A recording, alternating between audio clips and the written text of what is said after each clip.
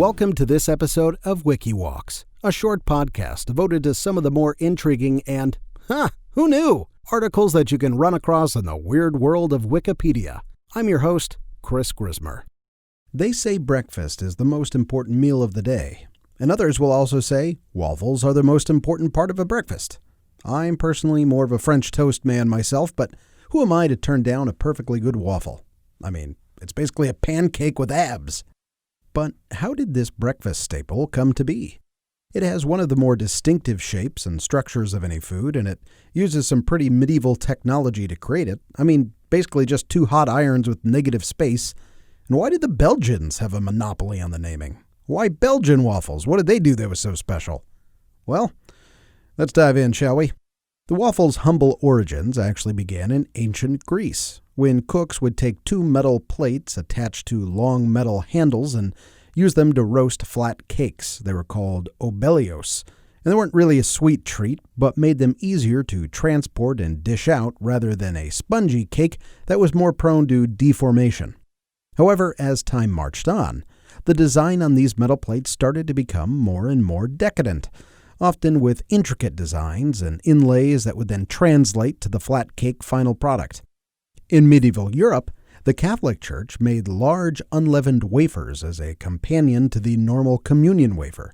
These oublis, deriving from the Greek word mentioned earlier, were usually made from grain flour and water, and would often depict biblical scenes and stories or crosses and various other religious symbols, and they were usually served after the meal as a symbolic final blessing. Now, if you see a Jesus in your waffle, churchgoers come to you. But the church eventually gave artisans the freedom to create their own oublis, and there was an explosion of designs with family crests and landscapes, flowers, you name it. King Charles IX enacted the first waffle legislation in 1560, in response to a series of quarrels and fights that had been breaking out between the oublieurs. Perhaps in a premonition of today's social distancing, he decreed that they had to be no less than 4 yards from one another. That they were so thick on the ground is a testament to their popularity, as was the pure silver waffle iron Charles's grandfather, Francois I, had cast for the palace kitchen, as he was apparently enamored of waffles, and really, who isn't? Wikipedia also tells us Charles took the throne in December of 1560, so the waffle legislation must have been one of his first orders of business. Now there's a king with his priorities in order. As the Crusades continued and new spices were brought back to Europe, like cinnamon and ginger, the somewhat bland oubli was introduced to a new cornucopia of flavors that took it from to man, that's good. Soon cream and butter and honey made their way into the mix, and these previously flat cakes became much thicker and doughier, and now you have a right dessert on your hands. As metallurgy techniques developed further, the irons became deeper, and soon the wafer became waffle, or gaufre, according to the French. Around the 15th century, Dutch wafflers, or waffleteers as I like to call them, started using rectangular irons instead of circular ones, which brought about the familiar grid pattern we know today. Throughout Europe, countries developed their own waffle recipes and accompaniments. In Germany, a coffee waffle became popular, while in France, gaufres were made using cloves and Spanish wine and lemon zest.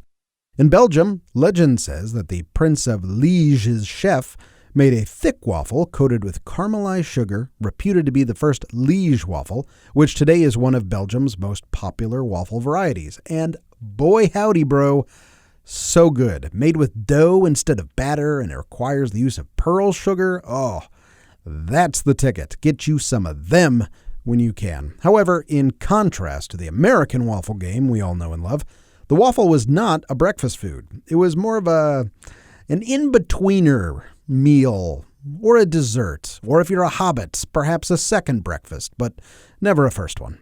The French would often buy them from street vendors, and the Dutch were known to sell them along with chocolate and tea. I should note there are two things in this world I cannot stand: people who are intolerant of other cultures, and the Dutch. It wasn't until waffles came to America, again because of the Dutch, that maple syrup made its debut in them hollowed squares. It was often used as a sweetener, as it's delicious, and imported sugar was crazy expensive. Only the aristocracy could afford to sweeten with sugar, as in most parts of Europe, sugar was twice the cost of opium, which is not a great sweetener. By the 1700s, increased sugar production from Caribbean plantations cut prices in half, and sugar quickly became a standard waffle ingredient. The cost, that the extra sugar was harvested through brutal labor done by enslaved workers, was largely hidden from the European waffle consumer. In the 1800s, the British naval blockade stopped cane sugar from reaching the continent, but beet sugar had just been developed, dropping prices to a new low.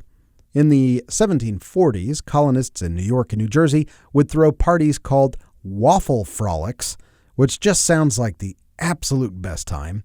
Thomas Jefferson, in fact, loved waffles so much he bought 4 waffle irons he purchased from Amsterdam back to America and would regularly serve the food at Monticello for guests. He also served ice cream, French fries, and mac and cheese. Does this guy know how to party or what? In 1869 in Troy, New York, the first stovetop waffle iron was patented. Cast iron with a hinge top and swiveling.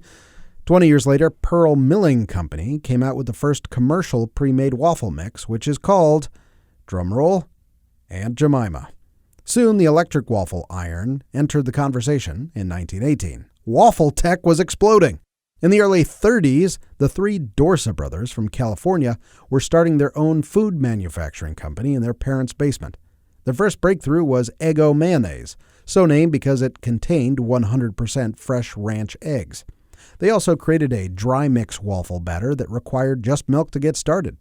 They were quite successful, but when brother Frank Dorsa developed a machine that could crank out thousands of frozen pre-made waffles a day, now that was the game changer. Waffles, as they were initially called, could soon be found at every grocery store in the country. No more waffle iron, no more mixing. In the convenience-obsessed 50s, people went nuts for frozen waffles. But Waffles, as you can tell, is just a terrible name. So they decided to change it to fit their other branding and went with Eggo. Today, 40% of American households eat Eggo waffles. While America was going gaga over big, heavy waffles, Europe was still embracing the light, crispy variety. At the 1964 World's Fair in Queens, New York, there was a large complex called Belgian Village, with stores and restaurants catering to tastes from that part of the world. People flocked to a hut in the Belgian Village to get a taste of Brussels waffles, a Belgium product. They were selling light, flavorful waffles for $1 apiece, usually with strawberries and whipped cream. These super light waffles were a hit, and they couldn't make them fast enough. The only problem was the name. There actually already existed a specific type of waffle called a Brussels waffle found in Belgium. Most Americans didn't really connect that Brussels was even in Belgium, so they changed the name to Belgian waffles. Eventually, the creators lost control of the product, and the Belgian waffle was absorbed into the larger waffle landscape we know today, and is generally indistinguishable from other waffles. At this point, it really is Belgian in name only. However, local artisans and hipsters alike are doing their part to bring back many of these long-forgotten recipes, and offering true waffles as they were initially created. Various eateries across the country are starting to offer the Brussels waffle, and the original Liege waffles made in the old country traditional ways. So, the next time you sit down to your breakfast, and you see the hot, syrupy, gridded decadence laying before you, I want you to appreciate the 2 millennia of progress that had to occur for you to be where you are, about to experience a one waffly, delicious good time.